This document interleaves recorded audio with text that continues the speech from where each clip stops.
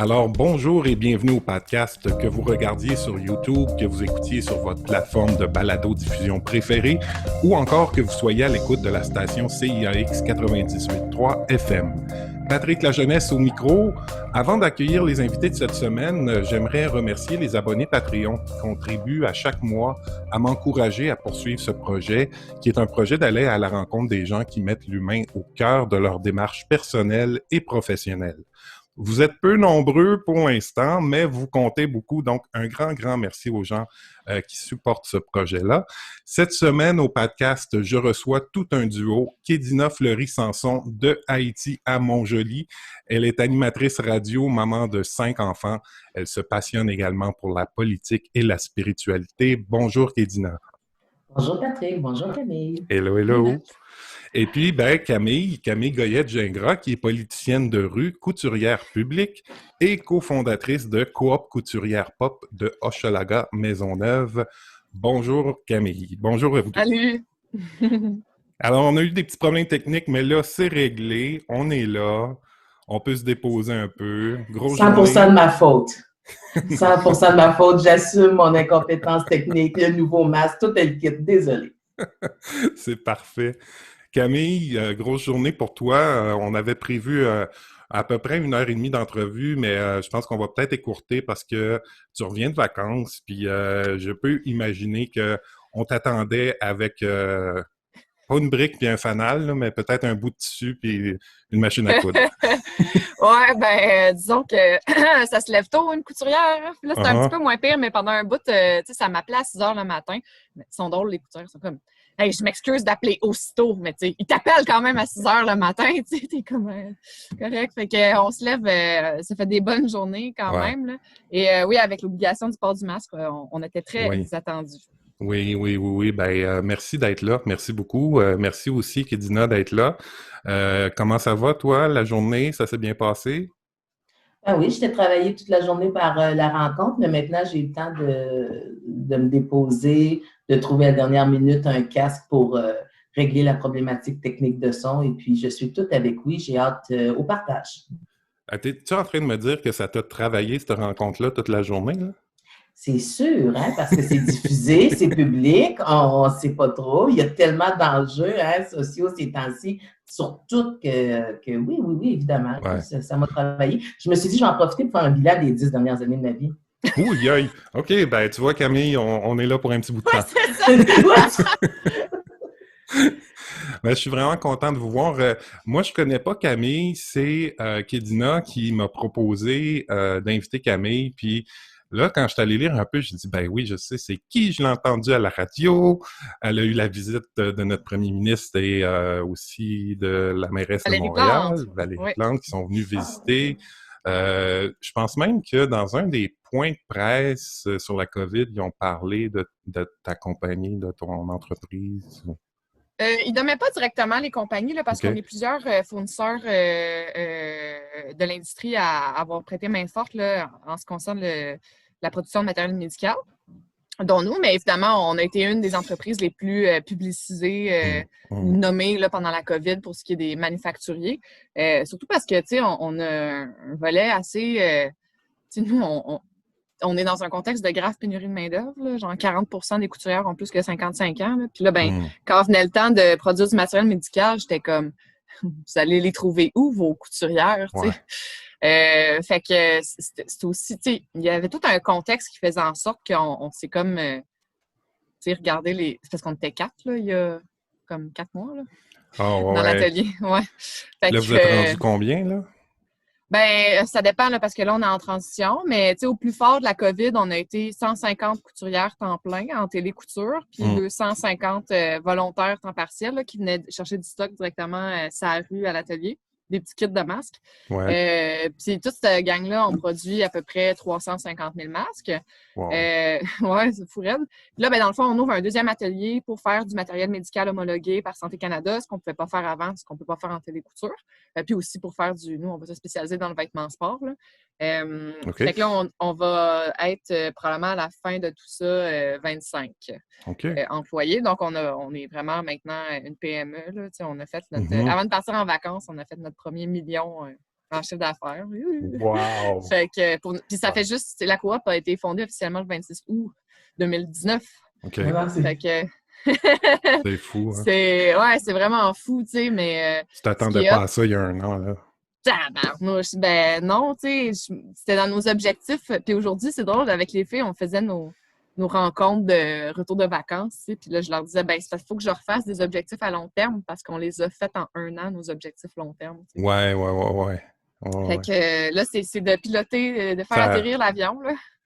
Mais quand même, tu sais, quand en un an, t'as dépassé tes objectifs à long terme, ça fait un AGA qui est pas mal le fun quand même. Là, ouais! C'est-à-dire qu'on a eu un beau party de vacances. Ouais. Super. Fait que, tu sais, mais quand même, puis vu qu'on est une coop, ben, il n'y a personne qui profite personnellement de ça. Tu sais, chaque couturière est bénéficiaire de l'effort qu'elle a fourni dans l'opération. Puis, c'est immensément politique ce qu'on fait, là. Fait que là, ben, c'est de passer à la prochaine étape, là. Ouais. Ben, on pourra y revenir où on est rendu dans nos projets aujourd'hui. Kédina, je voulais savoir, ben, à peu près là, aujourd'hui, ces temps-ci, qu'est-ce que tu fais de bon? Puis après ça, on va aller voir un peu dans nos histoires de où ça part, tout ça, là. Oui, avec joie, mais si tu me permets, c'est parce que Camille est vraiment humble, là.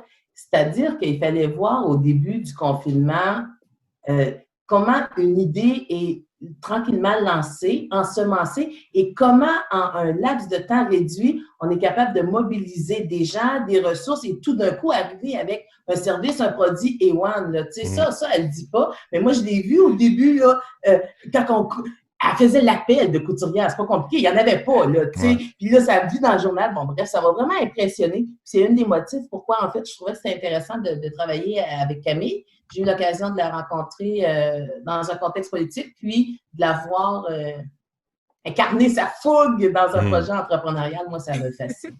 Wow. Non, tu peux pas rire. Non, mais tu sais, Camille, il faut le dire, là. Bien. Sinon, moi... ta question, c'est où j'en suis au jour d'aujourd'hui? Ouais, qu'est-ce que tu fais de bon ces temps-ci? Je suis devenue une mère. Donc, tu sais, j'ai 5 enfants, 8, 10, 11, 16, puis 18. Puis je pense que ça m'a pris à peu près 18 ans avant de considérer que, OK, ouais, là, je me trouve une bonne mère. Ça veut dire prendre du temps pour les enfants. D'ailleurs, le confinement a amené ça, tu sais. Apprendre à peut-être, pour moi, être une meilleure mère, être plus présente. Maintenant, là, je suis dans le trip des aliments sains, là. Fait que là, on tripe tout le monde, on fait de la bonne cuisine. Moi, je suis juste entourée de grano. Fait que là, je parle dans mon réseau. Non, mais tu sais, dans mon réseau, j'ai juste du monde qui font attention à leur santé, qui mangent bien, qui ont comme un peu détendu sur moi.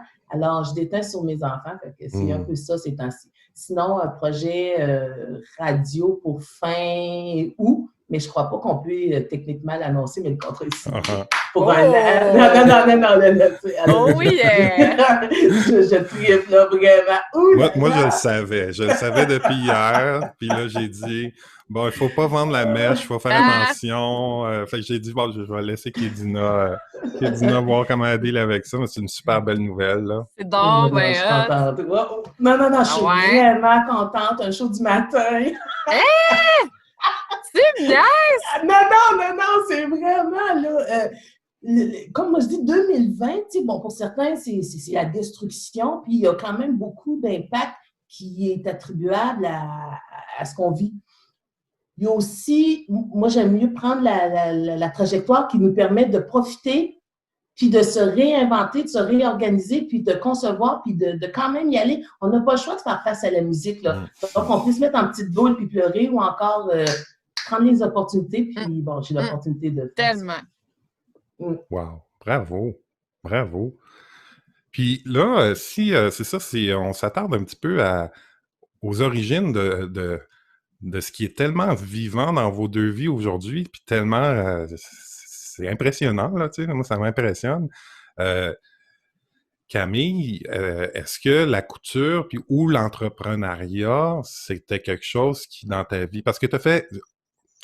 Peut-être que je fais un aparté, là. Vous vous êtes connu dans le milieu de la politique, donc tu as fait de la politique avant d'être entrepreneur?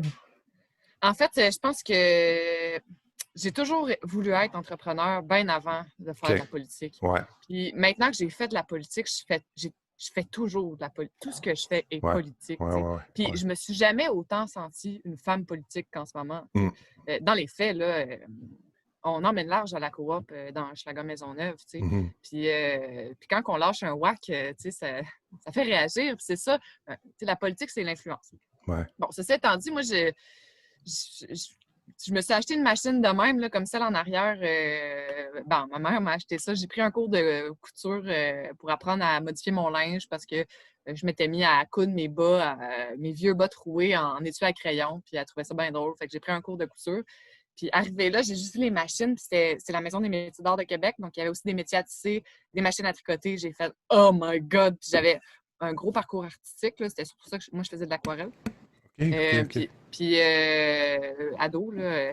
Puis j'étais bien intense là-dedans. Ben, comme dans tout, là. Qui le sait, là. J'étais bien intense dedans. Fait que j'étais juste moi-même, tu sais. Puis à un moment donné, je voulais partir à Montréal. Je me voyais chef d'entreprise, tu sais. Mais j'avais pas nécessairement des valeurs sociales à ce moment-là, tu sais. Il émergeait, mais il n'y avait pas...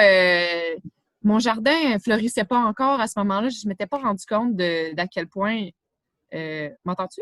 Oui, je t'entends. À quel point j'ai plein de choses dans ma vie. Là. Par exemple, ma mère travaillait dans le quartier Saint-Roch à Québec. Puis, tu sais, la première fois que... Moi, je viens de Québec. C'est ça, oui. C'est ce que j'allais te demander. Oui. Puis, tu sais, à un moment donné, j'étais avec ma mère. J'allais souvent à la bibliothèque où ma mère travaillait pour... elle me dompait là. C'était ma gardienne, les livres.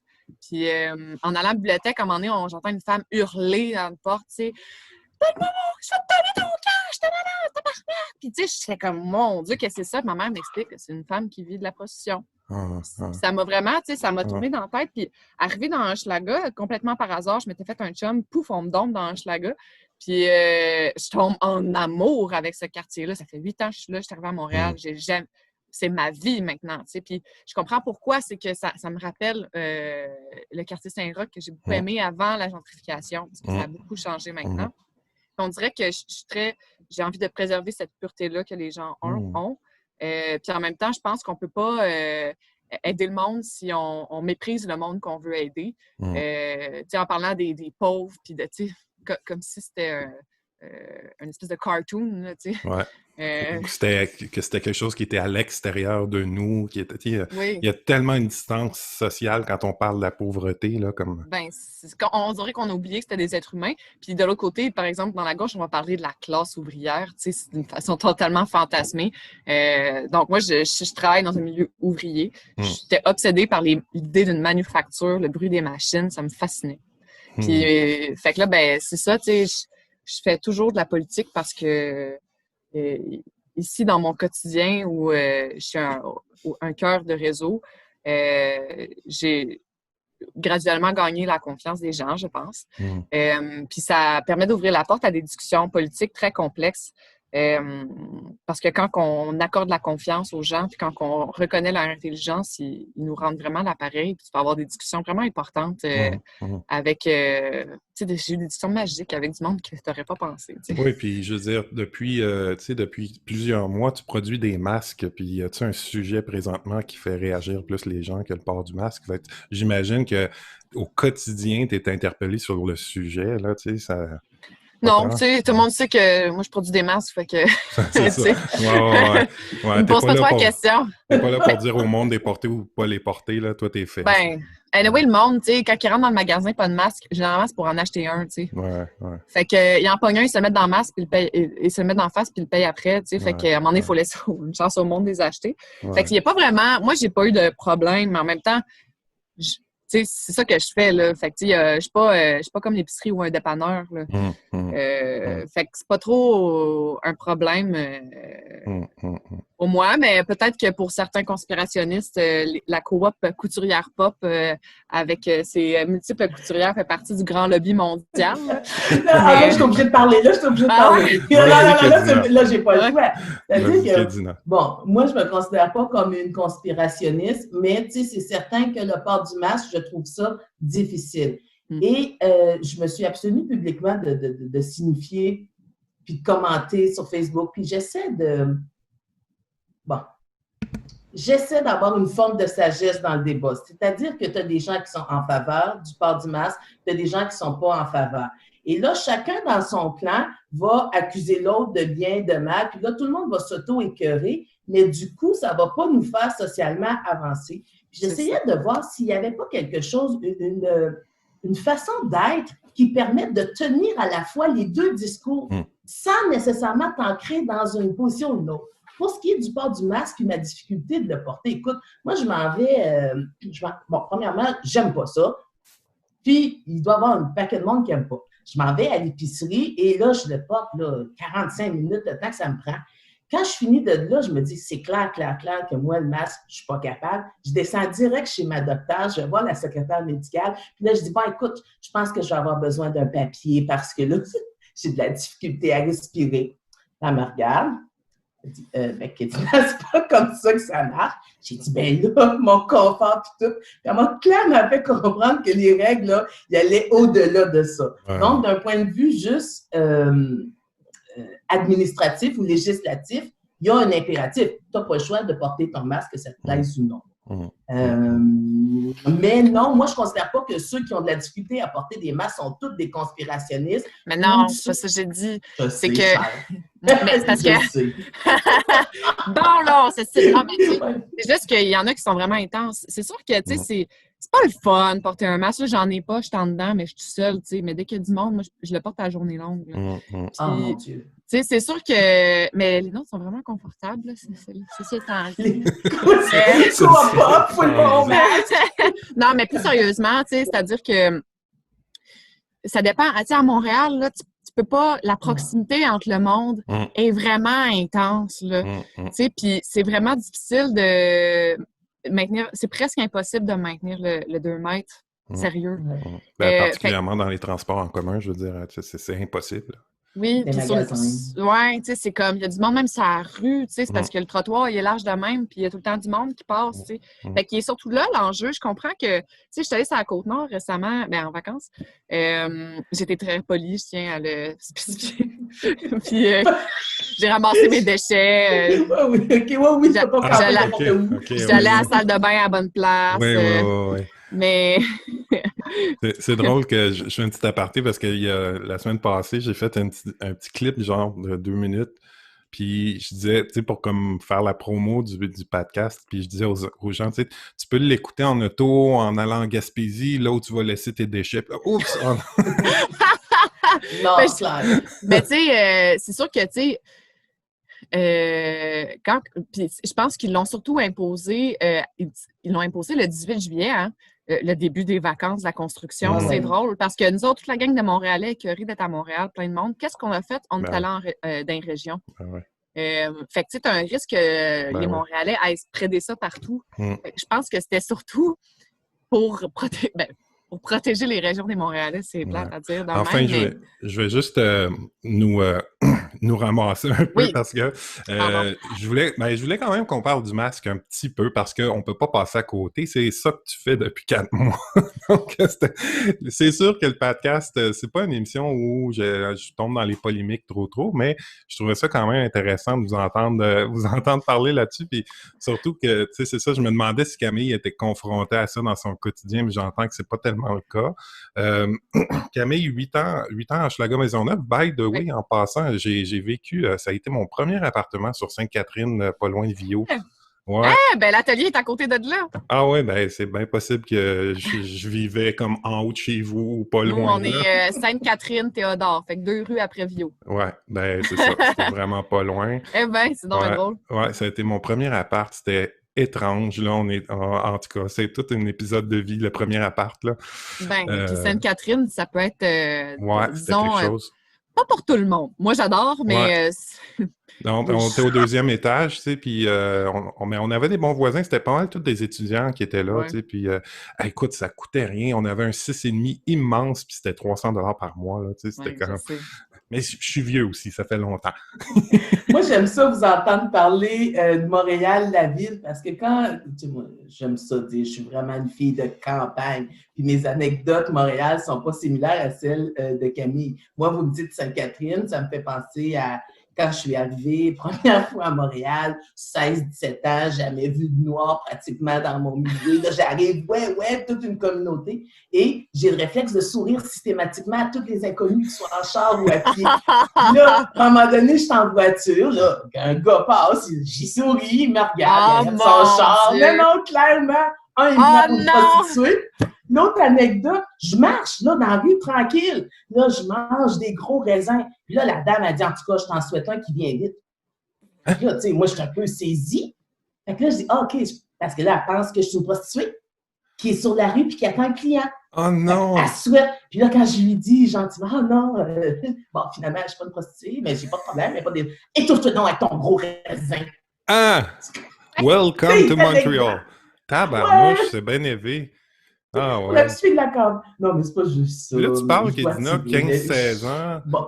Tu parles de ton expérience à 15-16 ans à Montréal comme une fille de la campagne. Parce que ce que je comprends, c'est que tu as été élevée comme dans le bas du fleuve depuis que tu es tout petit? Oui. Ouais, moi, j'ai été adoptée à 2 ans par une famille québécoise. Puis, je suis arrivée à Montjoly vers la 4e année.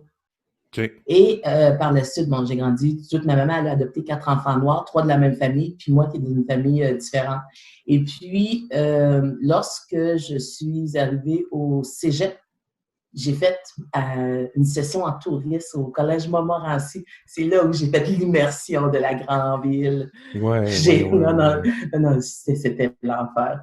Pour moi, ce moment-là, là, ah ouais. Ouais. Puis même par après, quand en 2015, là, il y a eu l'implication au Bloc, puis j'étais plus souvent à Montréal, le choc culturel région Montréal, il est intéressant. Ouais. Il est intéressant. Oui, vraiment. Ben moi, j'y retourne de temps en temps, puis tu sais, je suis capable d'être là une couple de jours, mais pas vraiment plus. C'est comme, je suis rendu vraiment un gars de la campagne, là. Ça fait depuis 2003 qu'on est en Estrie, tu sais, puis je suis dans un petit village avec une rivière à côté, puis j'ai comme c'est ça, hier soir. Ah non, mais c'est ça, tu sais, puis je l'ai vécu, Montréal, mais à fond, là, tu sais, tous les quartiers, là, Saint-Léonard, en allant jusqu'à Outremont, Rosemont, tu sais, comme à peu près tous les Montréalais, là, je déménageais à chaque année, là, tu sais, c'était le bal des boîtes, puis... Donc, Kédina, adoptée, t'arrives à Montjoly.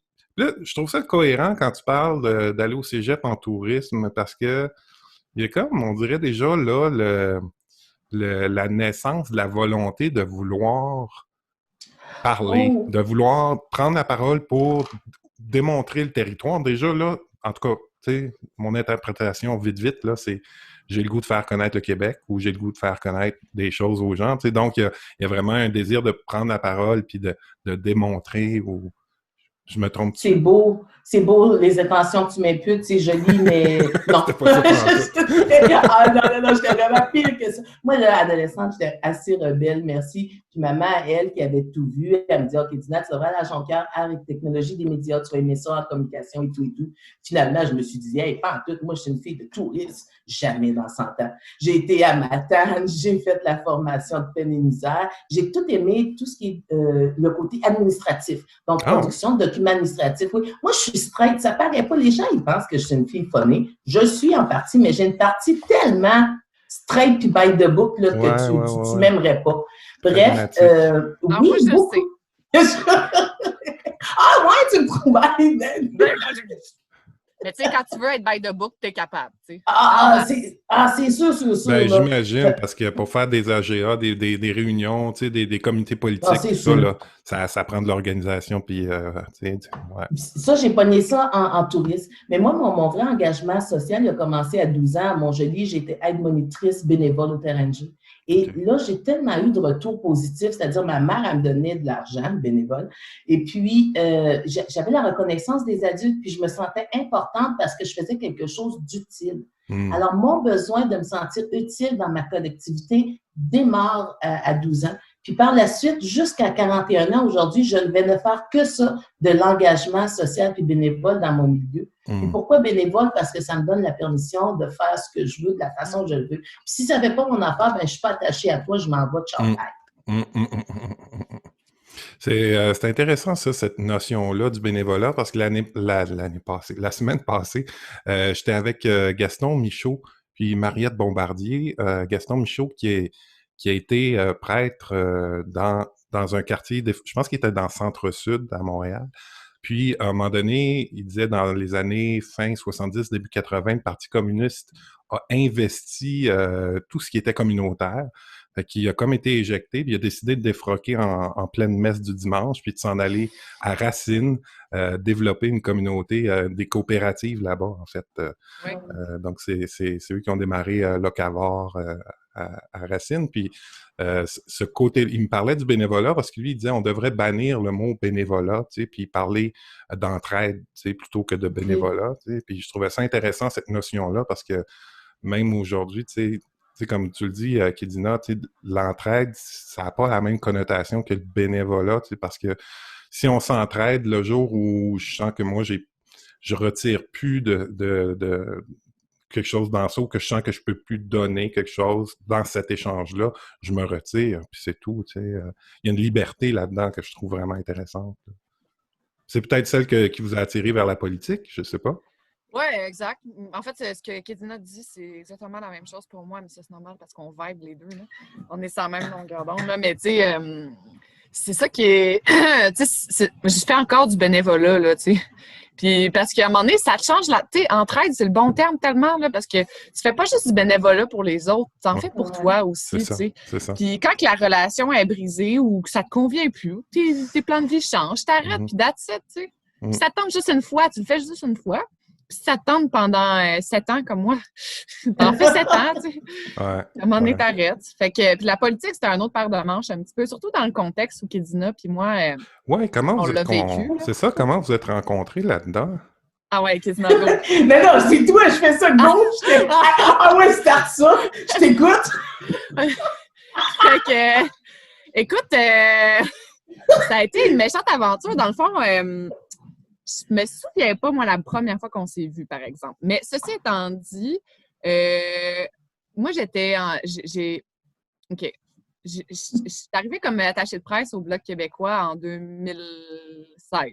OK. Puis, j'ai fait un petit bout, là, jusqu'en, comme... J'ai fait 2 ans à peu près. Là. Puis après ça, je suis partie, puis je suis devenue présidente des jeunes du Bloc québécois en me disant un petit mandat facile.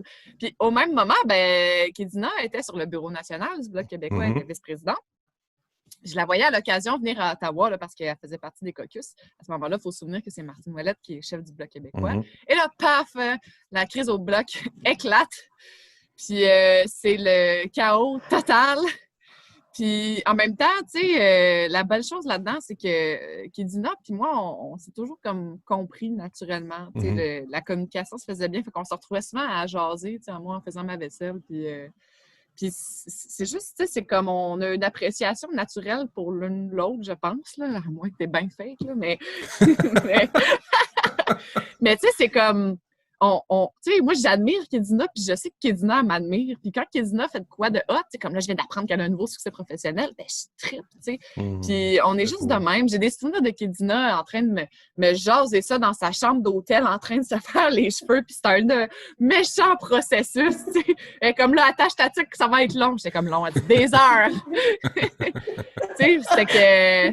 Puis à un moment donné, ben, Kédina est partie à juste titre. Là, si j'avais pu, j'aurais pu, là, mais tu sais, moi, j'étais vraiment poignée dans la tempête. Là. Puis, ah ouais? ouais. Même au niveau. Oh, mais là, attends. Oh, c'est vrai! On dirait qu'il manque un bout, là. Il manque un bout à l'esprit. Ouais, il manque un bout. Parce qu'à ce moment-là, bon, à la vice-présidence, au bureau national, c'est comme si, par exemple, c'était un conseil d'administration. À ce moment-là, les statuts et les règlements du parti font en sorte que la vice-présidence, c'est comme si elle avait la présidence du conseil d'administration. Et donc, moi, j'ai toujours vu ma fonction comme étant préserver les intérêts du parti. Maintenant, quand tu es dans une tension, là, des fois, les intérêts, ça peut changer, ça peut être des intérêts des individus et tout et tout. Et donc, moi, j'ai mené mon mandat jusqu'au Conseil général. Et à ce moment-là, le Conseil général, lui, a choisi des orientations que moi, j'avais une position inverse. Alors, dans la fonction que j'avais, tu peux pas tenir... Si, par exemple, il faut que j'aille faire des sorties publiques, mais les sorties publiques vont à l'encontre de ce que je crois, moi, je n'irai pas faire la prostituée publiquement, d'une part, et d'autre part, si tu n'as plus la confiance de la majorité de ton conseil d'administration, tu peux bien t'acharner puis vouloir dire « Oh, je tiens à la fonction ». Oui, mais c'est parce que tu n'as plus la confiance. Camille l'a dit en introduction, la confiance, là, c'est vraiment, ça a une valeur inestimable.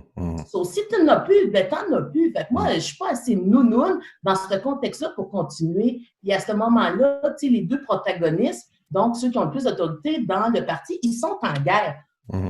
Puis, chacun pense que je joue dans l'autre camp. Parce que moi, je suis comme ça, je suis une fille. Je vous l'ai dit tantôt, je ne me positionne pas à gauche, à droite, je tente de rester là. Mais imagine qu'est-ce que ça fait, la suspicion d'un clan. Oh, bye. Ciao, bye. Ça doit être drainant, là. Moi, je t'ai connu à cette époque-là, en fait, 2016-2017. Ben oui, tu étais venu faire une présentation pour Camille, qui ne le sait peut-être pas. Là, on a fait le même parcours d'études qu'Edina puis moi. Là, je suis à la maîtrise en études des pratiques psychosociaux. Sauf que moi, j'ai pas écrit un mémoire encore, en tout cas. Ça, c'est une autre histoire, mais... J'entends plus, on s'écoute. Tu t'entends ouais, Patrick, c'est toi qui... c'est moi qui lag, hein? Ouais, c'est ma connexion, il fait pas beau. Ouais. C'est pas grave, on t'a manqué. En fait, je disais que... C'est vrai que ta maîtrise fait ça. Là, ça va-tu? Ça lag encore. Ça lag, hein? Okay. Ça peut. Je vais couper des affaires, mais il n'y a pas tant que ça qui roule, là. Fait que, non, ça a l'air d'aller. OK. Ben, en fait, c'est ça, je disais que j'ai connu Kedina en classe à l'UQAR pendant que je faisais la maîtrise, puis en études des pratiques psychosociaux. On se comprend. C'est un sujet tabou, la maîtrise. Ça lag. Ça lag, hein? À toutes les fois que tu dis le mot maîtrise... Il y a quelqu'un qui bloque Zoom. OK, ben, je vais parler d'autres choses, là. Ouais. Enfin, je disais que j'ai connu Kedina à cette époque-là, puis que j'étais plein de compassion pour là où elle se trouvait entre l'arbre et l'écorce. C'était comme pas évident. Puis je me rappelle qu'on s'en soit parlé rapidement, puis que je pense que tu avais même écrit une lettre à Martine, en tout cas, je sais plus trop, là. Mais...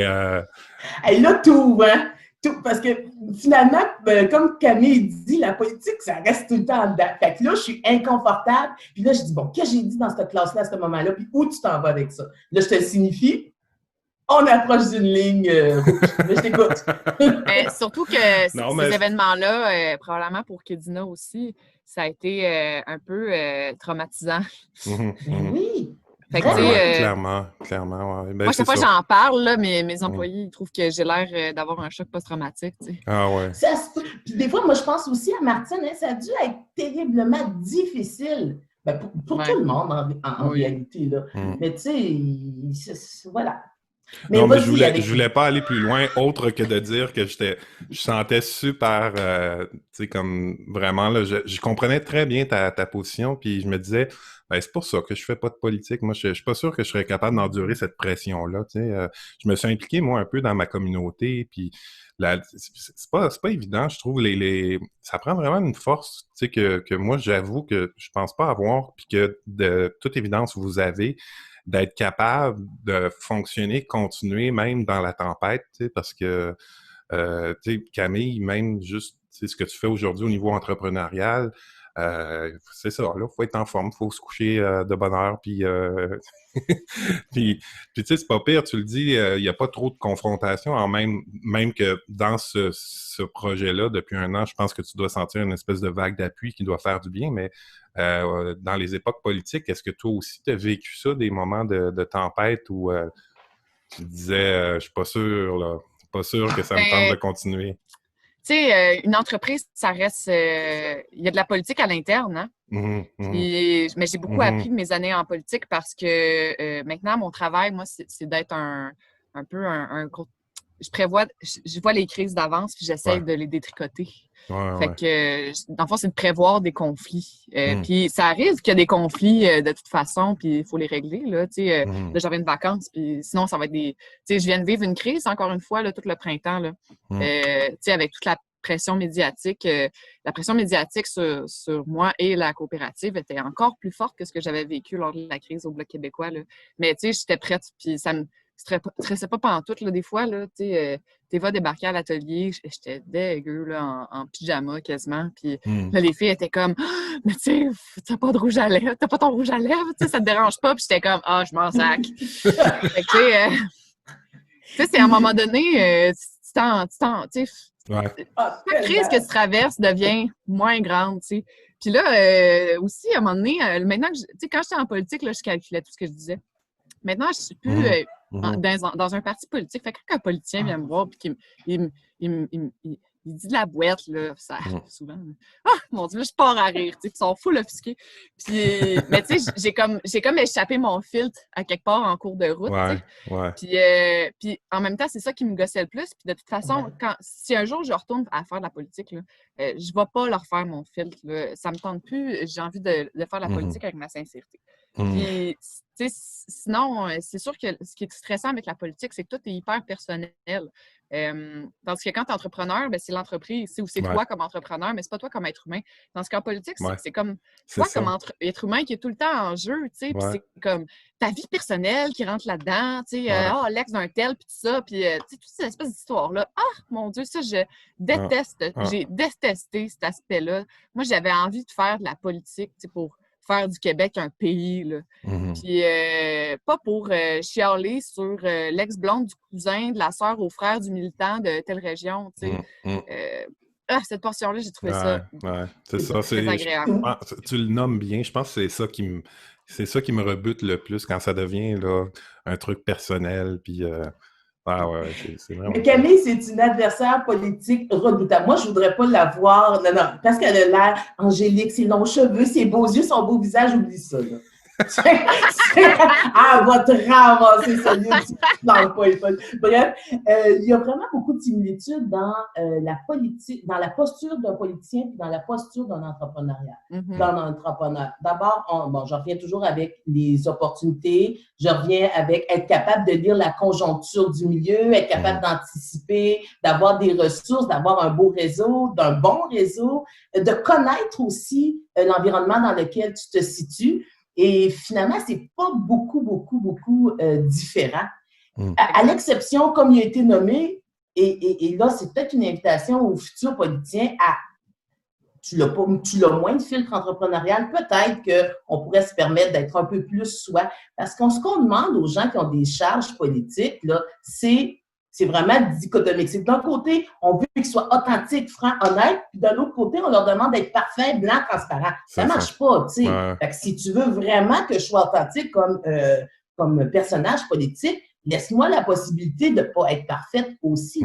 Ben, tu sais, c'est parce que tu deviens... tu sais, quand tu es en politique, il faut que tu t'habitues à... tout le monde a tout le temps de quoi à dire sur toi quand tu es en politique. Puis, à un moment donné, tu sais, dans les débuts de la coop, là, il y avait, tu sais, les filles disaient il y a des gens qui font des commentaires négatifs sur la page de la coopérative. Là, j'étais comme... Tu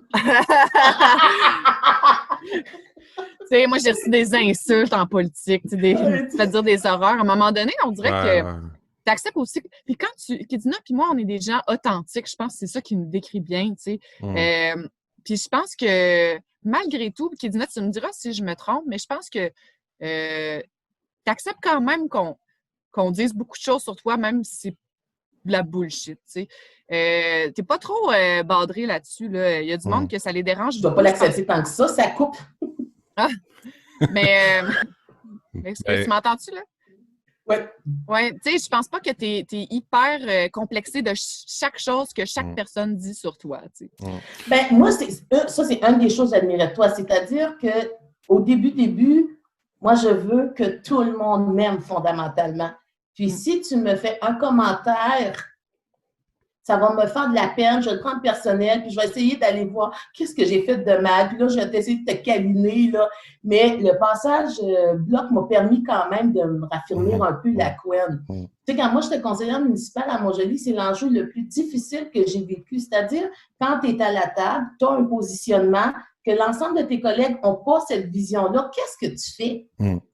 C'est bon. Si tu te tiens debout puis tu tiens ton truc, c'est que tout le monde va dire « Ah ouais, t'es bonne, bravo! » Mais ça a un prix. Ça a le prix, dans le fond, de la sympathie de tes collègues. Ça a un prix de te sentir dans la gang. Fait que jusqu'à quel point tu es prêt à faire de la prostitution? Puis là, c'est vraiment un terme récurrent dans ce podcast-là. Donc, jusqu'à quel point tu es prêt à faire de la prostitution pour te faire aimer? Moi, avant, je me suis rendu compte que j'étais full prête. Là, à ça, ouf, mon Dieu, là, je vaux cher, là, si tu veux me faire ta pute. On va y revenir. Mais non, mais c'est correct. Je veux dire, c'est le terme que la madame elle a utilisé à Montréal quand tu mangeais tes raisins, là. Ben oui, ça c'est clair, là, c'est ça. Écoutez, on va prendre pour nos auditeurs une petite pause. Ça puis on revient avec ça. L'estime de soi dans notre parcours où on doit prendre sa place. Là, moi, c'est un thème qui me touche particulièrement. Donc, on prend une petite pause et on revient tout de suite.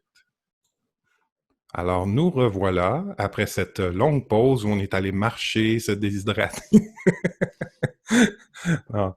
En fait, non, c'est ça. On a fait une très courte pause parce que Camille, elle a une grande journée, elle doit nous quitter bientôt. On était, avant la pause, en train de discuter un peu de des épreuves, tu sais, dans le domaine politique ou même dans le domaine entrepreneurial, tu sais, où il faut prendre sa place de façon positive, pas se laisser écraser, mais en même temps, pas écraser l'autre, essayer de... Tu sais, quand tu disais qu'Edina, tu sais, je veux plaire à tout le monde, tu sais, puis si je blesse quelqu'un, j'aime pas ça. Il y a personne qui aime ça, blesser quelqu'un, tu sais, mais à un moment donné, comment est-ce que tu trouves ton juste milieu là-dedans, tu sais, puis comment dans votre histoire, ça s'est développé? Moi, ça m'intéresse de savoir si on recule un peu plus loin, ce désir-là de l'engagement social, tu sais, parce que, bon, Camille, tu disais, très jeune, tu t'étais intéressé aux arts, puis après ça, à la couture, puis au domaine de l'entrepreneuriat, puis Kédina, tu sais, bon, ben, t'es parti du domaine du tourisme où t'es pas resté longtemps, puis finalement, bon, ça s'est transformé. Puis toutes les deux, vous en êtes arrivés à la politique quelque part dans votre vie, donc à une certaine forme d'engagement social. C'était quoi le moteur de ça? C'est je veux participer au changement, je veux me faire entendre, je veux contribuer, je veux faire partie d'une gang, j'ai besoin d'un sentiment d'appartenance. Ben, tu sais, moi, ado, en fait, j'étais comme un peu attardée socialement, là. Ça s'est corrigé avec le temps, là, de toute évidence, mais j'étais maladivement timide. Si quelqu'un m'adressait la parole, j'étais rouge, je suis pas capable de parler, tu sais. Puis je me suis fait énormément écœurer, là. J'en ai encore des flashbacks là, pendant la crise au Bloc ou quand je militais dans un parti politique. Des fois, à chaque fois qu'il y avait quelque chose qui s'approchait d'une humiliation publique, ça me faisait des flashbacks de la guerre. Tu sais. Puis, à un moment donné, en fait, c'est que pour arrêter de me faire écœurer, j'ai décidé de me mettre chum avec une gang de filles qui étaient pas les plus cool parce que c'était pas accessible, mais correct. Puis finalement, j'ai arrêté de me faire écœurer, puis j'ai compris que l'humain fonctionne beaucoup en gang, alors que j'étais aucunement intéressée par les relations sociales. Là. Puis arrivé au cégep, pour moi, quand je suis partie à Montréal, je me suis dit, je mets ma vie à zéro, tu sais, puis je repars du début.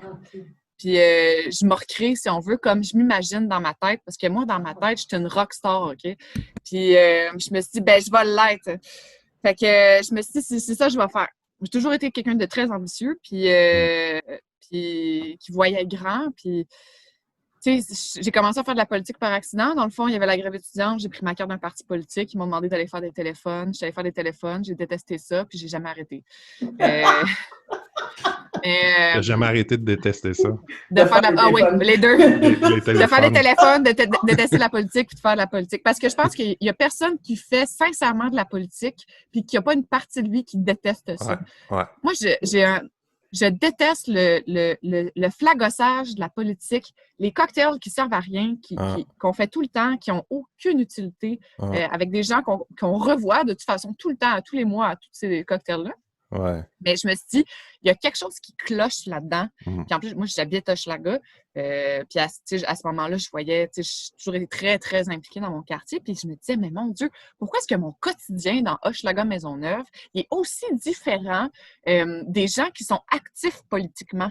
Pourquoi est-ce que dans les gens qui sont actifs politiquement, c'est toujours les mêmes personnes? C'est eux autres qui sont en sciences politiques, là. À ce moment-là, j'étais jeune, on était des étudiants. En droit, qui sont tous dans les meilleures écoles. Comment ça se fait, surtout dans des partis indépendantistes, là, qui veulent supposément libérer les gens?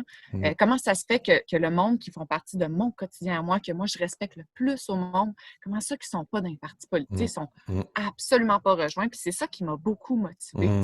À un moment donné, le monde dit que moi j'aime les poquets. Bon, mais c'est juste que c'est pas que j'aime les poquets plus que d'autres personnes, c'est juste que je vis dans la vraie vie, puis je suis pas dans un univers fantasmé qui est celui des partis politiques. Fait que c'est un peu ça, tu sais, moi-même, je suis une poquée, là, tu sais. Mais une rockstar poquée, par exemple. Une rockstar poquée, mais je prends pas de drogue, puis je suis full saine à part de ça, mais, tu sais, je suis quelqu'un de vraiment blessé, tu sais.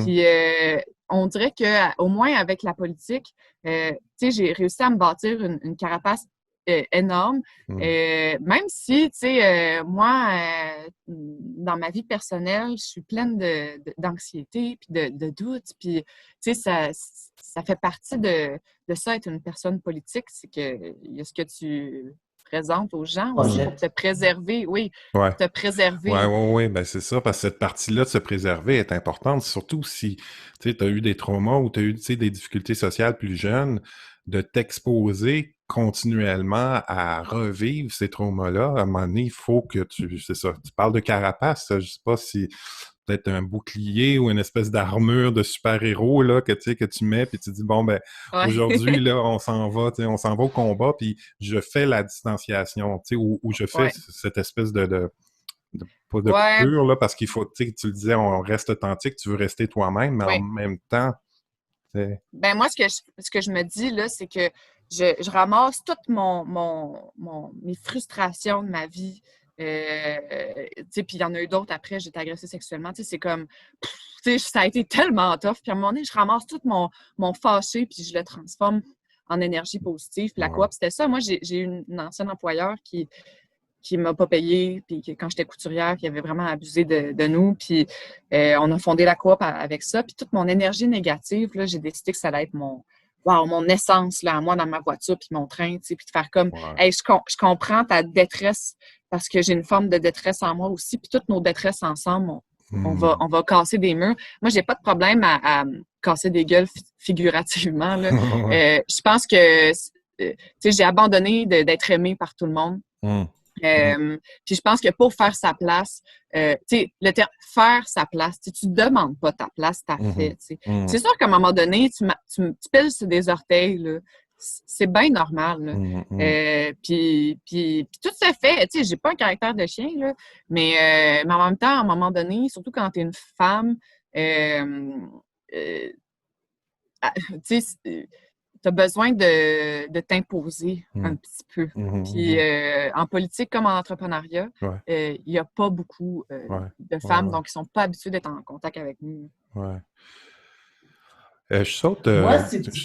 Excusez-moi parce que je veux. Il y a quelques termes que je veux pas manquer. Mais vas-y, rebondis, Kédina. Puis, sur le parcours, parce que la question étant comment on est en arrivé au début, je crois, là, comment on est arrivé dans l'engagement social puis la politique. Puis moi, ça se fait au secondaire. À l'époque, il y avait, écoute, les cellules étudiantes des partis, là, pas de trouble. Puis moi, secondaire 3. Et la cause de l'indépendance du Québec, ça m'avait particulièrement touchée. En fait, je comprenais pas pourquoi est-ce que on n'était pas d'office indépendantiste. Je me dis, on peut devenir fédéraliste pour la suite, ou je sais pas trop. Mais ça avait troublé mon esprit. Et j'avais à ce moment-là intégré la Société nationale de l'Est du Québec. C'est le conseil d'administration sur lequel j'ai resté le plus longtemps. Je suis rentrée représentante jeunesse, j'avais 16 ans peut-être, jusqu'à la présidence beaucoup d'années plus tard. Et puis, c'est drôle, hein, parce que dans mon engagement politique, l'indépendance du Québec, c'est un mantra. En 2015, quand je me présente au Bloc, c'est tellement pas populaire d'être indépendantiste. En tout cas, dans le milieu, moi, ça me dérange pas, je l'assume. Puis j'y vais quand même. Puis, au jour d'aujourd'hui, là, j'ai revisité, à partir de 2020, je me suis dit, bon, moi, je ne prends plus ma carte d'aucun membre. Je ne prends plus ma carte de parti, d'aucun parti. Fait que là, je me suis dit, mais pourquoi Kédina, t'es rendu comme ça dans l'engagement politique? Puis on dirait que j'ai comme une insatisfaction, vraiment. Puis je me suis dit, bon, je milite toujours pour l'indépendance du Québec, mais absolument pas dans un parti. Je n'ai pas d'intérêt. Et je vais faire des actions que je crois justes. Et ce que je crois juste, c'est l'indépendance d'un pays, pour moi, elle est indissociable de l'indépendance qu'on est individuellement capable de se faire. Et là, je vais te faire une pub grossière. Dans le livre Démantèlement... Alors, pour les auditeurs, on est en train de voir le livre Démantèlement tranquille. Démantèlement tranquille, justement, je voulais en profiter pour dire que je suis allé voir un peu qui étaient les co-auteurs de ce collectif d'auteurs-là. C'est un livre qui est paru chez Québec Amérique. C'était sous la direction Steve E. Fortin. Puis là, je regardais les gens qui ont contribué à cet ouvrage-là. Marie-France Bazot, Marc-François Bernier, Claire Bolduc, Camille Bouchard, enfin, Kédina, bien sûr, Yannick Marcil, que j'aime beaucoup, Karel Méran, enfin, toute une brochette de gens. On n'entend plus. Ça va? On s'entend? Oui. OK. Oui. Donc, c'est ça, je disais que c'est un livre que j'ai pas lu encore, mais que je veux vraiment lire parce que je me disais, waouh, c'est vraiment beaucoup de gens là, qui se sont réunis pour développer cet ouvrage-là. Excuse-moi, Kédina, c'était mon petit... toi, c'était ta pub, moi, c'était ma... mon information complémentaire. En fait, je mets pas tout ça tant en valeur pour me mettre en valeur, mais c'est pour amener le point que l'indépendance du Québec, si chaque individuellement parlant, on tend vers notre liberté, le reste suit, tu sais. Mais c'est ça, je fais juste un lien entre les deux parce que je trouve ça important. Puis je trouve que la dimension humaine en politique, notamment, puis un peu partout, elle est pas très mise à l'avant. Mais on a tout ça en commun d'être des humains. Mais jamais on s'arrête sur la nature fondamentale de ce qu'on est, à quoi ça sert de vivre, pourquoi on est sur la Terre, c'est quoi un être humain. C'est des questions, il me semble, de base qu'on devrait jamais, jamais, jamais mettre de côté, que fait en sorte que notre système nous amène quand même à les mettre de côté, ces réflexions, ces questionnements-là. Puis moi, ça, j'accepte pas ça. Puis c'est ce que j'ai vécu en politique. C'est-à-dire que quand toute ma dimension existentielle rentre en contradiction avec la dimension corporative de la vie, comment on fait pour savoir qu'est-ce qui est juste de faire? Est-ce que c'est là, dans ce croisement-là, qu'arrive, là, je vais dire un gros mot, magie? Pour les gens qui ne savent pas, Kédina, elle a un site web qui s'appelle DAIE, je vais le dire DHAIE. Et puis, j'ai ressorti son titre de mémoire. Tu me permets-tu de nommer le titre de ton mémoire de maîtrise? Vas-y, je suis tellement à l'aise en me croisant les bras. Alors, DAIE, un procédé opératoire de compréhension et d'objectivation du mouvement intérieur d'une politicienne par l'écriture performative et l'herméneutique auto-interprétative. C'est ça le titre de ta maîtrise? Ouais, mais là, c'est pas... Non, mais c'est hot. C'est vraiment hot. Parce qu'on est là, Kédina, dans ce que tu viens de nous dire, je trouve qu'on est là. OK, alors il faut cadrer parce que, encore une fois, l'image corporative, dans ce cas-ci, du corps, c'est très important pour moi. La maîtrise en études psychosociales, elle s'adresse à des praticiens qui cumulent une dizaine d'années d'expérience dans leur pratique professionnelle puis qui veulent fondamentalement se renouveler. Or, pour se renouveler, il faut qu'on revoie les schèmes de la personne parce que sinon, on n'arrive pas à transformer dans sa pratique. Fait que c'est ce qui fait en sorte qu'on revisite nos façons d'être ou nos façons de faire. Moi, j'ai fait dans ma façon d'être fondamentalement, puis je l'ai expliqué. Mon problème, c'est quand je suis autour de la table avec au conseil municipal, c'est ça qui m'a amené à la maîtrise. En dedans, ça me dit, accepte pas cette résolution-là pour tel motif. Mon intuition est juste, mais de l'autre côté, j'ai une gars qui me dit, ben là, ils vont pas t'aimer. Un peu comme Camille disait, elle a été bonne, là. Elle est bonne d'être capable de s'élaguer. Ça m'a pris plus de temps qu'elle. Franchement, là, ça m'a pris plus de temps.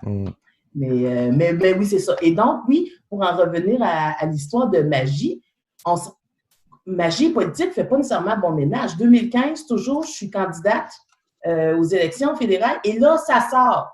Kédina Fleury Sanson, la magicienne, non, la sorcière vaudou. Vaudou, ben oui. Ça marque les esprits, là, la politicienne vaudou, là, wow. Vaudou, OK, d'accord, mais pour une Haïtienne adoptée qui connaît à ce moment-là pas beaucoup de choses d'Haïti, c'est quelque chose. Mais si je suis vraiment franche avec vous, je vais vous dire que moi, ça fait mon affaire. Parce que, ben oui, ça fait mon affaire parce que, bon, j'ai perdu des alliés politiques. Là, attendez, je vais me ramener. Le ménage s'est fait naturellement. Non. Là, je me ramène pour pas pitcher de pointe à personne. Donc, non, je te jure. C'est bien. I go. Okay. Non, Camille. Non, moi, la seule règle que j'ai pour que ça passe à la radio, là, il faut juste pas diffamer personne. On a le droit de dire tout le reste, tout ce qu'on veut. On peut même sacrer. Mais... Bon, ben, Kédina, c'est pour rien dire.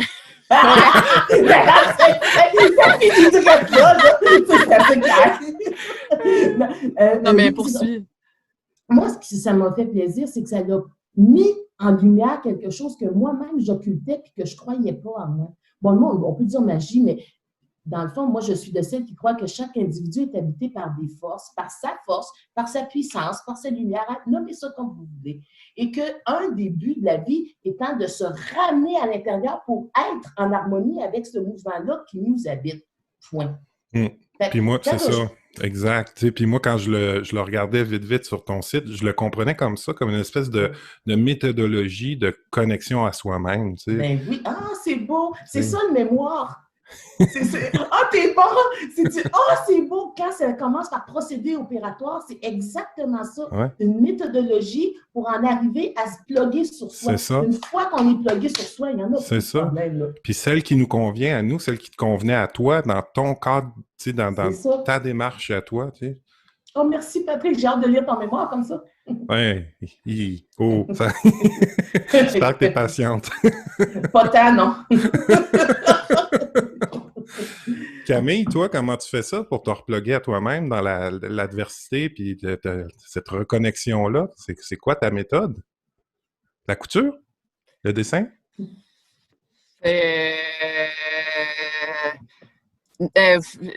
L'inconscience. Je sais pas. Oui. Des fois, moi, je me ferme totalement. C'est comme mon réflexe de quand je me faisais écœurer. Tu sais, tu fais semblant de pas entendre le monde. Là. C'est comme un réflexe de préservation qui est pas tout le temps simple parce que des fois, ça revient des années plus tard. Là. Mais là, en fait, c'est de... Je suis en train de me bâtir une confiance en moi vraiment... profonde, tu sais, qui dépasse juste... parce qu'avant, en fait, mon système de valorisation faisait en sorte que j'ai toujours su que j'étais une machine professionnellement, tu sais, et quand même politiquement. Mais pour moi, c'est relié, là. Mais j'avais pas une confiance personnelle entre moi comme être humain béton, ce qui faisait que je doutais tout le temps, tu sais. Puis là, après être partie de la politique, en fait, du Bloc, j'ai découvert que j'étais capable de... Ben, pas du Bloc, mais tu sais, des partis politiques, parce que je suis encore active politiquement, là. Mais en fait, c'est que je me suis... Oui, Québec. Ben oui, je suis au Oui-Québec sur le conseil exécutif, mais ce que j'aime beaucoup, d'ailleurs, j'avais une rencontre avec eux aujourd'hui, mais tu sais, dans le fond, c'est que mon Dieu, elle me sort mon CV de même. Mais en fait, c'est que là, j'avais tellement fait beaucoup de politique, quasiment juste ça, que je vais manquer de batterie, par exemple. OK. Je peux juste me plugger dans... Je fais ça vraiment vite. Okay. Vas-y. Regarde, tu vois, c'est ça. Oui, c'est ça. Ma question était trop confrontante. Shut down. Elle disparaît. Mais peut-être pour dire à tes auditeurs, le Oui-Québec, c'est une organisation non partisane qui regroupe en fait beaucoup de mouvements indépendantistes au sein du conseil d'administration. Fait que c'est intéressant. Dans le fond, ça évite des chicanes. Là.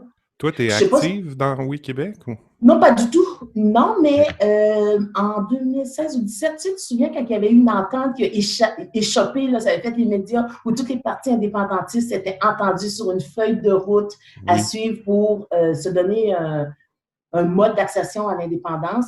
Et puis que là, finalement, Québec solidaire avait retiré sa...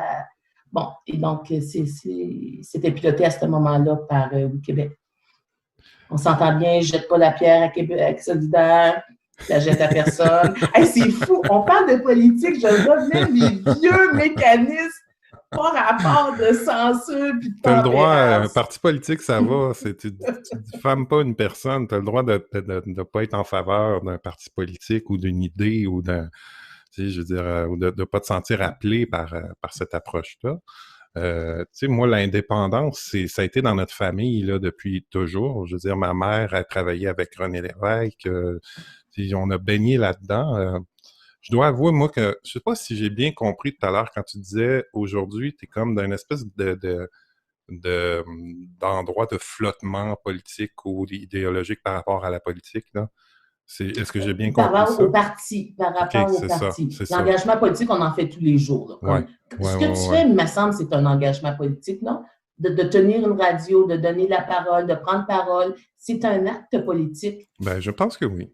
Je pense que oui. Tu sais, c'est pas confrontant comme, tu sais, je veux dire, même le fait, moi, là, d'être à l'écran, tu sais, parce que pour moi, un podcast, c'est d'abord une émission de radio, là, avant d'être, tu sais, je le diffuse sur YouTube, mais c'est vraiment pas une nécessité pour moi, là, de me montrer la bête. Donc, m'exposer en général, c'est quelque chose qui est difficile pour moi.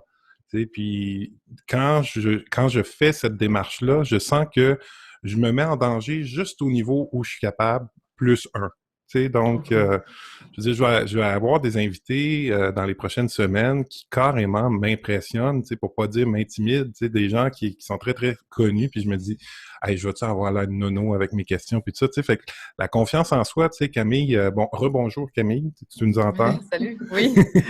La confiance en soi dont Camille parlait, puis qu'elle est en train de bâtir, tu sais, puis sur laquelle elle s'assoit pour avancer, tu sais, comme une espèce de moteur ou de socle. Moi, je trouve que c'est quelque chose à développer tout le temps, tu sais. Ben oui. Pour moi, c'est pas quelque chose qui t'arrive, là, puis là, tu l'as, là, tu sais, puis T'as confiance en toi. t'as confiance en toi, puis c'est fini, puis il n'y a Ça plus rien marche pas de même. il n'y a plus rien qui va t'atteindre. Puis, tu sais, là, je suis comme dans une période de ma vie où je suis en train de faire la paix avec le fait qu'il va toujours y avoir des choses qui vont me confronter dans mes traumas, moi aussi, tu sais, dans mes bébites du passé, puis que tu peux pas éviter ça. Tu peux pas éviter les gens sur Facebook pour la compagnie de Camille qui vont, tu sais, se prononcer ou des gens d'un parti politique qui vont parler dans ton dos, tu sais. Ça, cette portion-là, tu sais, aussi de la santé mentale du politicien, parce que c'est important, écoute, c'est le conseil d'administration de la société, tu sais, nos élus, là. Fait que la santé mentale des politiciens, on le prend pas tant que ça en considération, alors que c'est un élément important, tu sais. Il faut déjà être un peu fou pour faire de la politique. Puis, des fois, on est tellement... Moi, ça a été mon erreur, j'étais tellement obsédée par la performance que au lieu de... mon questionnement, en fait, j'étais à la recherche du politicien parfait. Okay? C'était toutes mes lectures. Puis, à un moment donné, il y a quelqu'un que j'aime beaucoup, qui m'a fait lire La République de Platon, alors que moi, je suis pas une femme très éduquée. Ben, je suis pas diplômée. Je suis éduquée, mais j'ai un secondaire 5. Puis, il m'a donné ça, puis il a dit, peut-être que tu vas trouver là-dedans. Puis, effectivement, la réponse, c'était pas c'est quoi le... je devais pas me poser c'est quoi le parfait politicien, je devais plutôt... moi, être un meilleur être humain. Puis quand je suis partie de la politique, ça a beaucoup assaini mes relations sociales parce que j'avais une relation très utilitaire des relations sociales, c'est-à-dire atteindre des objectifs, la performance. C'était toujours ça. Puis maintenant que j'ai assaini ma vie sociale, que j'ai les mêmes amis depuis 6 ans, là. Mais les gens m'approchent plus, c'est plus facile de bâtir la confiance. Puis au bout du compte, ça fait de moi une meilleure femme politique parce que là, j'ai j'ai une véritable empathie pour les gens que je souhaite défendre. Puis sinon, tu deviens juste une machine de politique. Bon, on s'en fout, nous, ce qu'on veut comme élu, c'est pas des animateurs de Club Med, là. On veut du monde qui nous représente puis qui nous ressemble, tu sais. C'est drôle, hein? Comment ça résonne en moi, ce que vous dites, là. C'est comme le beau risque de l'amour, tu sais. C'est-à-dire, il y a rien sans rien, tu sais. C'est une relation, que ce soit une relation en politique, en affaires, en amitié, il y a toujours un risque de se blesser. Puis c'est peut-être ce risque-là ou cette blessure-là possible qui fait qu'on puisse avancer, tu sais, puis devenir une personne plus accomplie, plus assumée, tu sais, plus assumée. Ben, l'action politique, là, j'imagine, je suis pas mère, mais j'imagine que moi, si je savais c'était quoi être mère, je suis certaine qu'il y a des liens avec ça, avec le fait d'avoir une famille. Tu sais, moi, ça m'a toujours... Je regarde ma mère, puis je regardais un peu, tu sais, un peu comment je me sens dans Hochelaga, tu sais, puis chaque personne, tu sais, c'est comme... Tu me gosses des fois, mais tu sais, je t'aime vraiment beaucoup pareil, je ferais n'importe quoi pour toi, tu sais. Est-ce que vous avez eu dans vos parcours politiques ou même toi, Camille, tu sais, parce avant que Kédina arrive, avant le début de l'émission, on parlait du fait que t'embauches que des femmes, tu sais, c'est un acte politique aussi dans ton entreprise, tu sais, ce choix-là, tu sais, puis c'était drôle comment tu me disais qu'il y avait une espèce d'esprit de protection, là, tu sais, quand tu me disais, tu sais, Ouais, ben en fait, j'engage accidentellement que des femmes, là. S'il y avait un gars, je l'engagerais, là. Mais, OK, c'est pas un choix d'entreprise, là. OK. Ben non, parce que de toute façon, ça serait discriminatoire, là. Et là, moi, je capotais, ben, je suis déjà prêt. Ah, bon, OK, comment je vais ramener ça? Non, tu sais, c'est juste qu'il n'y en a pas, là, ouais. de gars. Fait que, ben s'il y en avait, je l'engagerais, là. Je le considérais au même titre qu'une femme, là. Il n'y a pas de problème. Mais en fait, c'est juste l'esprit que ça crée quand même. En fait, je sais qu'il y a des gars un peu dans l'entourage. Si on a des livreurs qui sont des bénévoles qui sont des gars, c'est bon pour l'esprit d'équipe. Ça balance un peu les choses, mais c'est vrai, c'est comme... Mettons que là, les filles m'entendent parler d'un gars ou whatever, tu sais, c'est comme s'ils débarquent à l'atelier, là, je les vois toutes faire comme quasiment prendre des notes, tu sais, puis après ça, ils font comme il est plate, puis nanana, tu sais. Fait on est vraiment, quand il y en a une qui a des problèmes avec son chum, tu sais, on connaît pas le gars, c'est sûr qu'il est cave. Tu sais, c'est comme une grosse gang de filles, puis on est toutes, tu sais, vraiment ensemble de même, tu sais. Ma conjointe, elle vit ça, elle travaille dans une cuisine qui font des végés pâtés en Estrie ici, puis sont majoritairement des femmes, tu sais, puis comme tu le dis, c'est pas, je veux dire, un homme pourrait appliquer, là, mais ça se passe comme ça, puis souvent, les seuls hommes qu'il y a, c'est les livreurs, justement, des trucs comme ça. Je me demandais, chaud du coq à l'âne, ça m'arrive, dans votre parcours, est-ce que vous avez senti qu'il y avait de l'espace pour nommer, justement, vos limites, si on parlait de santé mentale, est-ce qu'en politique, on peut parler de ça? On commence à en parler plus. Le fait d'être une mère de 5 enfants en politique, quand même pas rien, tu sais. Est-ce qu'il y avait de l'espace pour pouvoir dire, ben, écoute, là, moi, il faut que je rentre, il faut que j'aille m'occuper de mes enfants ou je suis fatigué aujourd'hui parce que hier soir, c'est passé tel truc. Est-ce qu'il y a de l'espace pour ça? Tu sais, parce que moi, dernièrement, ça fait quand même plusieurs mois de ça, là, mais dans mon coin à moi, à Sherbrooke, il y a Christine Labrie qui s'était prononcée là-dessus, puis j'avais trouvé vraiment son intervention pertinente par rapport... Elle parlait surtout, je pense, si ma mémoire est bonne, là, on parlait surtout de sexisme ou même d'agression, là, je me rappelle plus. Je pense qu'il y avait eu une intervention en chambre, là, puis elle était revenue là-dessus. Fait que de pouvoir prendre la parole comme ça sur la santé dans notre métier ou dans notre engagement public, est-ce qu'il y a de la place pour ça? Puis comment ça se fait? Je vais peut-être reprendre, je ne sais pas si c'est ce que tu disais tout à l'heure, Camille, par rapport à la notion de prendre ou faire sa place. Il y a quand même, je crois, une question d'organisme, d'organisation, de gens présents, puis aussi une question d'individu. Est-ce que moi, comme individu, j'accepte qu'on vienne me piétiner puis empiéter dans mon espace qui m'est de droit? Une question. L'autre question, je l'ai perdue. ça va bien, bien mal. Mais ça va vraiment mal. Mais oui, en tout cas, moi, pour ma part, dans les expériences que j'ai eues, par exemple, j'avais des collègues masculins qui étaient plus vieux puis qu'on se ressemblait physiquement pas du tout. J'ai pas eu le choix, à un moment donné, de prendre mon espace. Puis ça demande une certaine forme, mais une fois que c'est cadré, les gens, il me semble, ils te respectent un peu. Puis, en termes de santé mentale, je suis tellement avec Martine, mais c'est ma dernière expérience, j'aime ça la ramener. Moi, ça m'avait impressionné qu'elle soit capable de manger à midi, dormir, marcher. Il y a comme des impondérables de santé physique qui étaient capables de s'imposer dans un horaire assez serré. Puis ça m'avait toujours resté à l'esprit. Puis ça, c'est une des choses que moi, je pourrais garder d'elle, qu'il n'y a personne qui va te faire dans ton agenda, ton espace, prends ton repas. Fait que si tu n'as pas la discipline personnelle de le faire, ça peut être difficile. Puis moi, je ne remets pas dans les mains de personne mon bonheur, mon évolution, puis ma vie, tu sais. Je veux dire, c'est pas ta job, c'est la mienne. Fait que je vais m'organiser pour que ça se fasse. Oui, je suis assez d'accord. En même temps, c'est sûr que parler de ses émotions en politique, c'est un peu une faiblesse. Là. C'est vu comme une faiblesse. Là. Mais à un moment donné aussi, tu sais, t'aspires à aller plus haute fonction. Là. Fait que gère-toi. Tu sais, j'ai vu tellement... Non, mais dans le sens que j'ai vu plein de politiciens tout le temps avec des problèmes de, tu sais, tromper leur femme, patati patata, tout le temps un drame, tout le monde est au courant. Mon Dieu, tu sais, gérez-vous. Puis à un moment donné, on a... Tu sais, je veux dire... J'ai mes enjeux.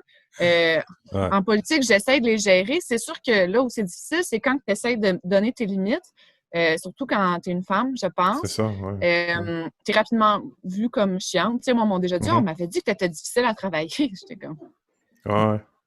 Peut-être, quand je t'aime pas, tu sais, mais je veux dire... je m'excuse. Mon Dieu! On va penser que je suis enragée, tu sais. Arrange-toi pour que je t'aime, là, puis ça va bien. Mais non, mais tu sais, je veux dire, on a toujours des affinités personnelles avec du monde. Mais tu sais, c'est sûr que quand tu demandes... c'est vrai il y a juste toi qui peux dire tes limites. Mais c'est sûr que de nommer des choses comme la possibilité d'un burn-out, la dépression, la santé mentale, des troubles de santé mentale, c'est regarder avec un regard très curieux, juger en privé avec d'autres personnes. Jamais dans ta face, ça va être wow, tellement magnifique que t'en parles. C'est comme. T'avais-tu que. Fait que c'est sûr que. Elle est en train de péter une coche, elle. Ouais, puis c'est un milieu qui est tellement compétitif que si t'as l'air d'un animal blessé aux yeux des autres, en fait, c'est comme porter flanc. Fait que beaucoup de gens qui ont des enjeux de santé mentale vont préférer maintenir la façade. Moi, personnellement, j'en ai pas, là, mais si j'en avais, j'en parlerais. Là. Mais, tu sais... T'es sûr t'en parlerais? Oui. Ouais. Ouais, pour vrai. C'est moins compliqué. Ouais, j'en parlerai parce que comme ça, tu peux expliciter. Tu peux expliciter tes réactions, tu sais. Mais comme, on parlait de faiblesse tout à l'heure, de ne pas le montrer. Puis, on parlait de la différence homme-femme. Tu sais, moi, mon idée n'est encore pas faite là-dessus dans les rapports humains. Est-ce qu'il y a une différence? Je sais qu'il y a des différences entre les hommes et les femmes. OK. Bon. Le traitement, j'ai de la difficulté, en fait. J'ai de la difficulté avec le traitement différencié entre les hommes et les femmes. Peut-être que je suis peut-être pas encore sensibilisée. Pourtant, tu sais, quand je travaille... là, Kédina, tu vas-tu vraiment dire ça? Oui. J'ai des mandats dans un centre femmes. Et là, j'apprends beaucoup avec elle à justement me conscientiser sur la différence qui pourrait y avoir. Mais, moi, dans mon propre expérience personnelle, on ne ramène jamais ça à soi. Fait que je ne sais pas quoi dire là-dessus. Là. Il faudrait peut-être que je vous laisse, par contre. Oui, bien, si ça vous dérange pas. J'ai comme dépassé un petit peu mon horaire. C'est bon, Camille. Merci beaucoup. Écoute, je voulais juste, avant que tu quittes, nous dire rapidement c'est quoi tes projets pour les prochains mois, là. Bon. On ouvre un deuxième on ouvre un deuxième atelier où on va engager, là, on va tomber à une équipe de salariés parce qu'avant, on était beaucoup avec des travailleuses à la maison. Donc, cet atelier-là, il va être manufacturier, alors qu'on garde notre premier, en fait, pour l'animation publique, cours de couture, réparation, bon, tout ce qui touche au service au public. Sinon, moi, j'ai comme projet à moyen terme là, de contribuer à l'ouverture d'autres coopératives de couturières partout à travers le Québec pour éventuellement former une fédération des coops de couturières, puis nous permettre un peu d'avoir une voix lors des négociations, par exemple, d'accords économiques, parce que le dumping de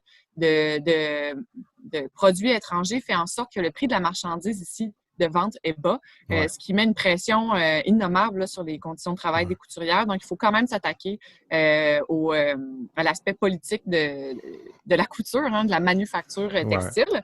Sinon, je milite activement au Oui Québec, qui est un organisme qui fait la promotion de l'indépendance, qui vise à aussi réunir les indépendantistes. Oui, on en a parlé quand tu étais brièvement parti. Là. Oui, c'est ça. J'ai toujours été très intéressée par la question de la réunification des souverainistes, qui est pour moi absolument nécessaire. Donc ça, je le fais on the side quand j'ai du temps, mais je m'arrange. Puis ça ressemble pas mal à ça, juste piloter une entreprise. J'aimerais ça faire un 2e million puis finir l'année 2020 comme ça, mais je ne suis pas certaine. Je travaille fort. De toute façon, million ou pas, je trouve que ton entreprise est cohérente autant au niveau du produit que de l'implication sociale puis de la politisation que tu en fais aussi. D'amener ça à une fédération, ce serait génial. Écoute, un gros merci Camille. On va te laisser aller te reposer. C'était vraiment généreux de ta part. Hein. Je te remercie beaucoup. Puis voilà, j'espère qu'on va se rejaser. Avec plaisir. Camille, bien contente de t'avoir vu, chère. Oui, toujours si belle. Ciao. Salut. Ciao. Bon, hey, c'était... Wow, merci. Merci, Kédina, de m'avoir présenté Camille Goyette-Gingras. Je savais que tu allais l'aimer. Quelle femme extraordinaire. Tabarnouche. Je suis flabbergasté. Yeah! Puis, il nous reste une couple de minutes ensemble. Si tu veux, toi aussi, nous dire un petit peu, c'est quoi tes projets là, pour les prochaines semaines, les prochains mois? Là, tu parlais d'un centre pour femmes. Est-ce que tu es en télétravail? Comment ça fonctionne?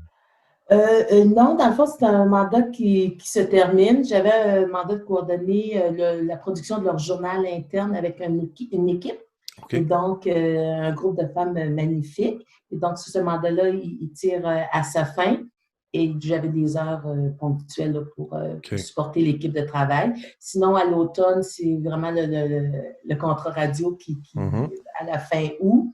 Puis, je fais toujours de l'accompagnement existentiel. C'est vraiment le fondamental de mon action.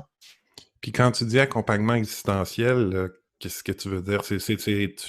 Tu vois des gens en privé ou tu fais ça via Internet avec ton site web? Ou... Oui, tout dépendant là, toujours de la situation COVID, par les Internet. Là, mon site est en refonte. Ce que tu vois actuellement, c'est entre 2 autres, donc il est en refonte. Mais c'est que moi, j'ai tellement souffert. J'ai souffert d'envie de ne pas avoir de personnes sur qui m'appuyer pour toutes ces questions-là. J'ai trouvé quelqu'un pour pouvoir m'accompagner, puis je trouve ça naturel. Tout à l'heure, Camille a parlé des blessures, des souffrances. J'aime ça accompagner. Puis si je peux être utile, tant mieux. Moi, en tout cas, ça me fait du bien, puis j'ai l'impression que les gens réagissent bien. Fait que oui, dans le fond, j'utilise mes cartes, c'est tout. Merci d'être fidèle, tu sais, d'être fidèle à ta recherche, dans le fond, tu sais. Non, mais c'est vrai, tu sais, de ne pas décrocher pour toi puis pour les gens autour, tu sais. Puis pour moi, c'est un modèle, tu sais. Puis on a le même directeur de recherche. Puis je veux dire, moi, tu sais, je te disais, je suis plus ou moins en écriture, mais mon directeur de recherche, lui, il va être un directeur de recherche, je pense, pour longtemps, tu sais. Puis ces gens-là qu'on rencontre dans notre vie, tu sais, puis sur qui, justement, que tu le dis, tu sais, on peut s'appuyer au niveau existentiel, de remettre les pendules à l'heure une fois de temps en temps. Où est-ce que j'en suis? Faire le bilan. Où est-ce que je m'en vais? Tu sais, Puis, je veux dire, on a parlé de santé mentale quand même pas mal dans ce podcast-là, puis on le sait, les ressources sont limitées, tu sais. Puis, fait que quand il y a des gens qui ont des compétences, tu sais, puis des fois, ça peut être juste un ami ou quelqu'un de la famille, mais si en plus la personne, elle s'est intéressée à cette pédagogie-là de l'accompagnement dans son processus, ben, tu sais, moi, vraiment, je suis vraiment, vraiment reconnaissant là, qu'il y ait des gens comme toi, comme notre directeur, comme plein de gens. Puis moi, la merveille de la communauté que j'ai découvert à Rimouski, c'était ça, c'est de sentir qu'il y a une espèce de soutien collectif, d'entraide. Tu sais, on parlait de bénévolat, ben là, c'est le mot entraide, il est encore, je trouve, plus vivant dans cette communauté-là à Rimouski, dont je m'ennuie beaucoup. J'espère beaucoup. J'espère vraiment pouvoir y aller bientôt. J'ai un cadeau à offrir à quelqu'un à Rimouski, enfin, si ça se concrétise. Peut-être qu'on en parlera même dans le podcast. Ben, merci à toi pour l'invitation. Puis toi aussi, dans le fond, tu es dans le cheminement de cohérence de ta recherche, c'est-à-dire de trouver ça c'est moi qui l'interprète de l'extérieur, mais de trouver des voies d'expression de ce que tu es. Et puis, tu écrivais sur Facebook que justement, ce podcast-là réunissait beaucoup de facettes de ta personnalité que tu aimais. J'ai pas eu le temps de dire à Camille que tu jouais de la musique, t'es bon. Oui. Que tu étais un musicien, merci. Tu chantais « J'aime ta voix » et tout ça. Puis pour ce qui est de ma propre cohérence, c'est le principe même de la recherche, c'est-à-dire se renouveler. Alors, tu n'as pas le choix d'être cohérent avec, dans le fond, les résultats de ta recherche. Merci, c'est le fun d'entendre ça. Puis c'est vrai, j'ai oublié de le dire à Camille. En principe, le plus possible, à chaque semaine, je compose une chanson qui est en fait influencée par les thèmes qu'on a pu aborder dans le podcast. Des fois, ça arrive, des fois, ça arrive pas, là. Mais j'espère pouvoir vous concocter quelque chose. Fait que voilà. Merci beaucoup. Patrick. Écoute, je vais te laisser là-dessus. Un gros merci, Kédina. Et puis, j'espère qu'on va se reparler. Puis, si je vais à Rimouski bientôt, si ça te dérange pas, je te fais signe. Puis peut-être qu'on ira prendre un café à 2 mètres de distance. Oh, mon Dieu. Emmène-moi pas là-dessus. Toujours le bienvenu. Je reste à 20 minutes vers l'est de Rimouski. Ouais. OK. Ben, merci beaucoup merci, encore. Merci, Patrick. Bye-bye. Bye-bye.